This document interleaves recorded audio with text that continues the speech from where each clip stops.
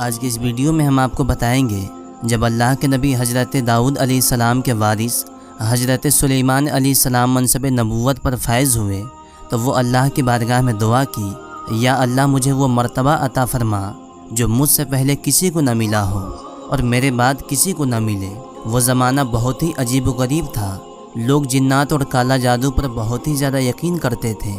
اللہ نے اپنے نبی حضرت سلیمان علیہ السلام کے لیے چرند پرند، ہوا، پانی اور جنات کو غلام بنا دیا تھا۔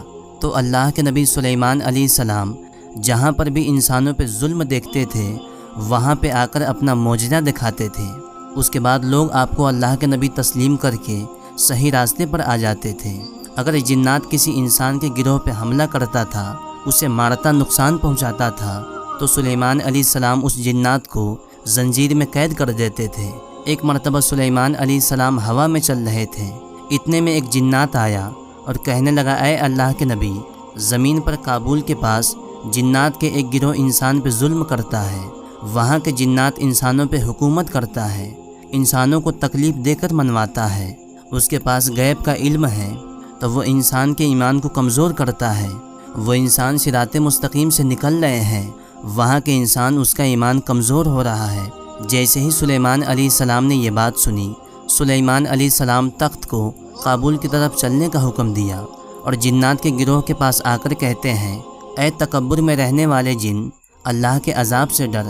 وہ جنات کی گروہ سلیمان علیہ السلام کی طاقت کے بارے میں نہیں جانتا تھا، تو ان میں سے ایک جنات کہنے لگا، ہم کسی سے بھی نہیں ڈرتے ہیں، ہم اپنی مرضی چلاتے ہیں اور اپنی مرضی چلاتے رہیں گے۔ اس کے بعد اس گروہ کے سارے جن سلیمان علیہ السلام کے تخت کے چاروں طرف آ جاتے ہیں اور جنات کہتا ہے، اگر تو سچا نبی ہے تو مجھے قید کر کے دکھا۔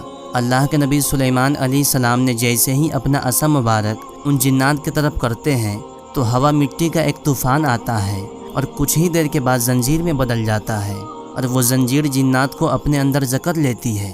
اس کے بعد تمام جنات سلیمان علیہ السلام کے قدموں پہ گر جاتے ہیں اور کہتے ہیں، آپ کون ہیں؟ تو آپ فرماتے ہیں، میں اللہ کے نبی داؤد کا بیٹا سلیمان ہوں، اللہ نے مجھے اس زمین پر امن و سکون کے لیے بھیجا ہے۔ اے جنات کے گروہ، سدھر جاؤ، اس زمین پر فساد نہ پھیلاؤ، ورنہ تم پر اللہ کا عذاب آئے گا۔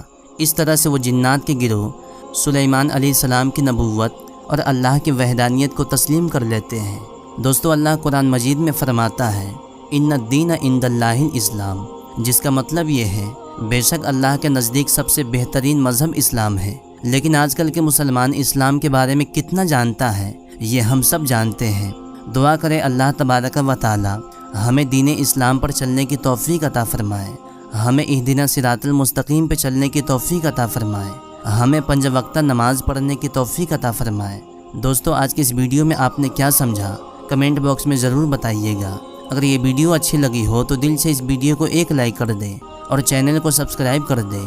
ملتے ہیں پھر ایک نئی ویڈیو کے ساتھ، دعاؤں میں یاد رکھیں۔ اللہ حافظ، اللہ حافظ، اللہ حافظ، اللہ حافظ۔